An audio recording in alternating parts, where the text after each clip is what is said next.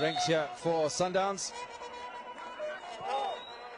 Jerome Damon gets us underway at Loftus under bright sunny skies. There is some cloud lurking about, but African Wanderers looking to do far better than they did on the 17th of September last year when they lost by 5-1.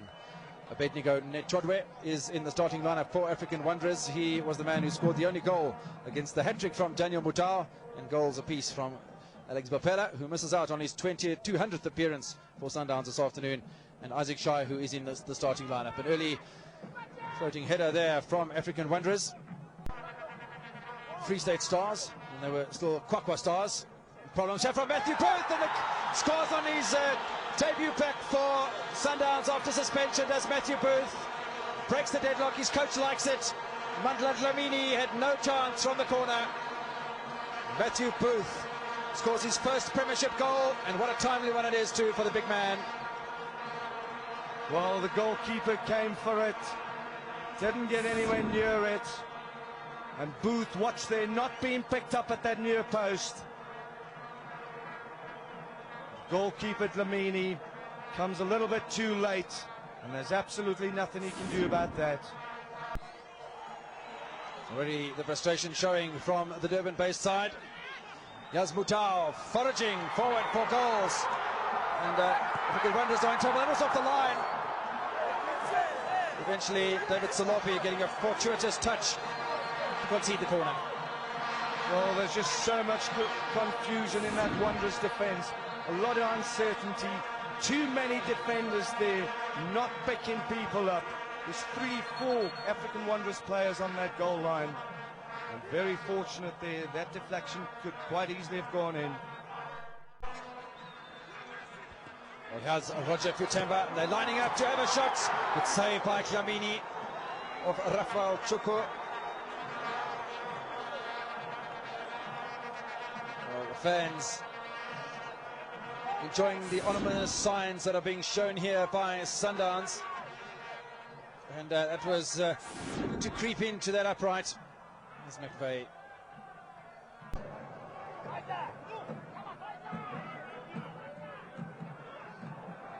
Yes. Mkladla, now Zizamazi. Problems here, but Kouni got a good touch, and now a great save by Jean-Claude.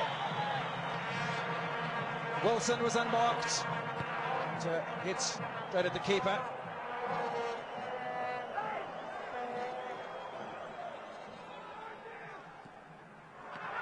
Chukwu looking for Mutau. This could be two.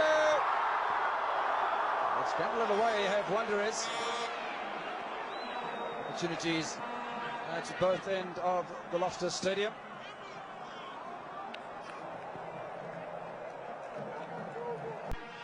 Sundowns still lead by the Matt Booth goal. They might have a chance to double their score here. Well, Chukwu hits it over the top.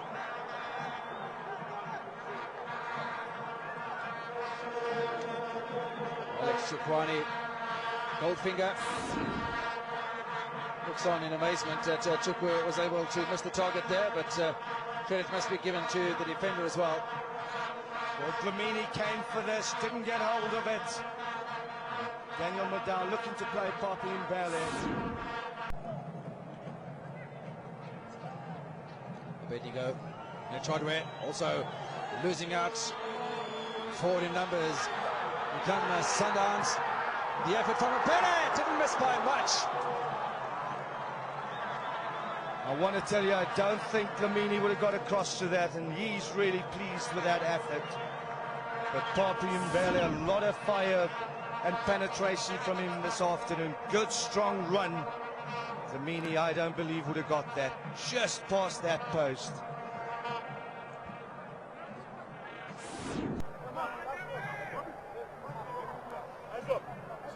Wilson making his presence felt alongside the Sundowns keeper. Matt Booth gets there first. Ask Trauber.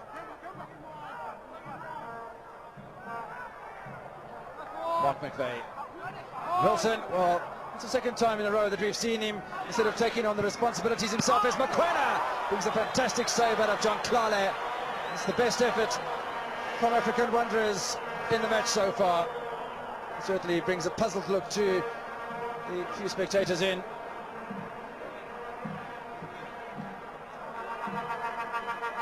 must be said, just before that, Donovan Wilson for the second time just guilty of backheeling the ball away from the goal instead of taking on the responsibilities himself. As we see Salope under pressure. Sorry, Kevin, this was a superb save by John Clale. Couldn't have seen too much of that as well. A lot of bodies in front of him. So some time will be added on for stoppages and injuries at the end of the 90 minutes. Still some time away though. Here's Wilson. Net Chodwe. Oh, Clale on top of his game to deny African Wanderers, and that's the second time in the second half. Far more enterprising Wanderers here in the second than they were in the first. Net Chodwe setting things up, and Clale seems to have done himself an injury as well. Now that could spell some bother for Paul Dolazar. But let's watch Net Chodwe. Might have even been a case for the offside there, but Clale seems to have done his shoulder.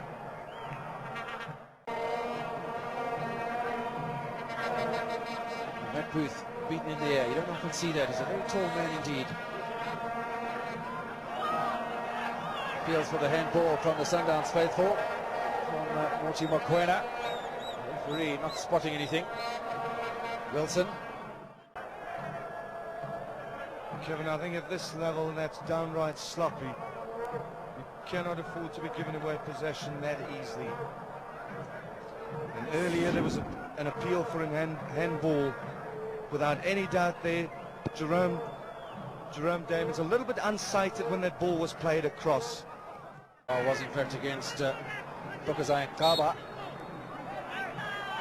Chance here for Mark McVeigh. He looks to go the direct route. Oh, the save comes from Clale. And well, it's gone down on that left shoulder that was giving him problems earlier. And this could cause some anxiety on the bench of Paul Dolazar and Sundowns, because they've made all three of their substitutes, so they would have to pull a player off in the event of Clale not being able to continue. Good strike by McVeigh, and Clale was forced to stretch. And once again it's on that left shoulder. He can just swerve it inside his left end upright.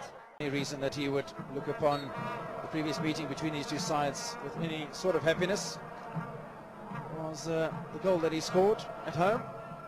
But, Wanderers conceding 5 on the day. Wanderers have never beaten Sundowns away from home. They've only defeated them once since 1985. Late set piece for Sundowns. Moiti Kasu obstructing September.